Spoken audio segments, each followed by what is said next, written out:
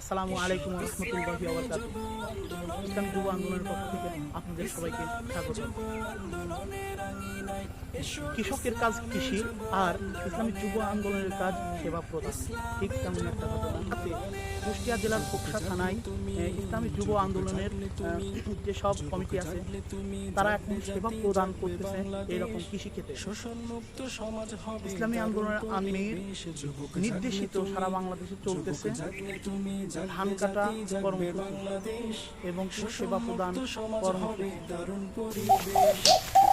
ইসলামী যুব আন্দোলনের আঙিনায়, ইসলামী যুব আন্দোলনের আঙিনায় এসো, ইসলামী যুব আন্দোলনের আঙিনায়, ইসলামী যুব আন্দোলনের আঙিনায়। যুবক জাগলে তুমি, যুবক জাগলে তুমি, যুবক জাগলে তুমি, জাগবে জাতি, জাগবে বাংলাদেশ।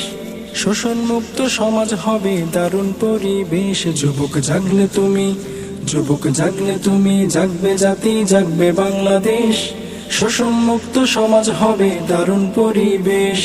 ডাকছি তোমায় আন্দোলনের এই কাফেলায়, ডাকছি তোমায় আন্দোলন। আসসালামু আলাইকুম। ওয়ালাইকুম আসসালাম। কেমন আছেন ভাই? আপনার নাম আর আপনার এই যে লোগোটা দেখতেছি ইসলামী যুব আন্দোলন লেখা, এই পরিচয়টা যদি একটু দিতেন ভাইয়া। আমি ইসলামী যুব আন্দোলনের একজন নগ্ন কর্মী। আমার নাম মোহাম্মদ রাকিবুল ইসলাম। আমি খোকসা থানা শাখার সাংগঠনিক সম্পাদক, ইসলামী যুব আন্দোলন বাংলাদেশ, কুষ্টিয়া জেলা। আচ্ছা ভাই, এই যে আপনারা ধান কাটতেছেন, কেন ধান কাটতেছেন? আর এই ধান কেটে আপনার লাভ কি, টাকা দেবে? আলহামদুলিল্লাহ ভাই, প্রশ্ন করছেন দুইটা, ধান কেটে টাকা পাওয়া যাবে কিনা আর কি উদ্দেশ্য। আমাদের লক্ষ্য উদ্দেশ্য হলো,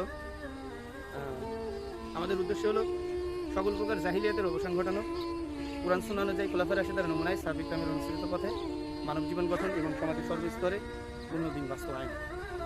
এখন খোলাফাদের নমুনায় সাহাবায়ে কেরাম রাদিয়াল্লাহু তাআলা আনহুম, আপনি দেখেন প্রচলিত কুসংস্কার দূর করছে। আমাদের কৃষক ভাইরা কি করে? কাঁচা দিয়ে ধান কাটে। আমাদের কৃষক ভাইরা কি করে? অর্থের অভাবে, টাকার কথা বলতেছেন, আমরা খেতমতে খাল, এটা আমাদের একটা উদ্দেশ্য। খেতমতে খাল, মানব সেবা করব। ইসলাম মানব সেবার জন্য প্রতিষ্ঠিত, এই জন্য আমরা মানব সেবার জন্য কাজ করতেছি। আর দ্বিতীয় বিষয় হলো মানব প্রচলিত কুসংস্কার আমরা উঠাই দিই। কারণ দেখেন এখানে সবাই ইসলামিকভাবে শরীয়তের খেলাফ হয় এমন কোনো কাজ না করে দিনের খেদমত করতেছে। আচ্ছা, এটা হচ্ছে আপনাদের উদ্দেশ্য, কিন্তু এই ধান কেটে আপনার লাভটা কি? সেটা লাভটা হলো আল্লাহ তাআলার সন্তুষ্টি অর্জনের উদ্দেশ্যে।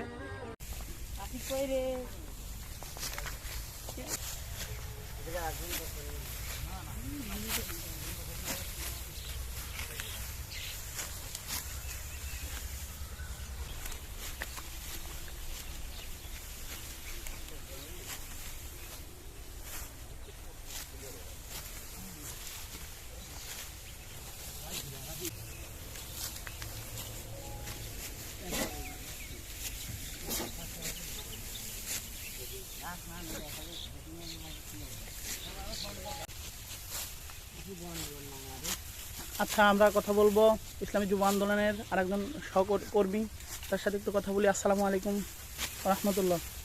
ভাইজান, আপনার নাম বলবেন আর আপনার পরিচয় বলবেন। ওয়ালাইকুম সালাম রহমতুল্লাহি ওয়া বারাকাতুহু। আলহামদুলিল্লাহ, ইসলামী যুব আন্দোলন খোকসা থানা শাখার অর্থ সম্পাদক আমি মোহাম্মদ মনিরুল ইসলাম মনির। আজকে ইসলামী আন্দোলন কেন্দ্রীয় ঘোষিত কর্মসূচি ধান কাটা। আসলে আমরা অনেক কর্মসূচি আমাদের পালন করতে হয়, কারণ আমাদের কেন্দ্রীয়ভাবে অনেক ঘোষিত যে কাজগুলো হয় সেগুলো আমরা করতে থাকি।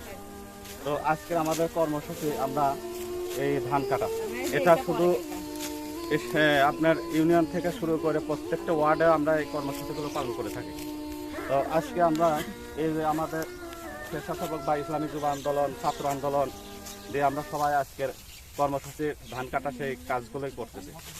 ইনশাল্লাহ আমাদের কাজগুলো চলতেই থাকবে। এইটা যদি আপনার কেন্দ্রীয় ঘোষিত যদি কোনো অর্ডার বা যদি কোনো নির্দেশ না থাকতো, তাহলে কি আপনি কি এরকম সেবা দিতেন বা দিতেন না?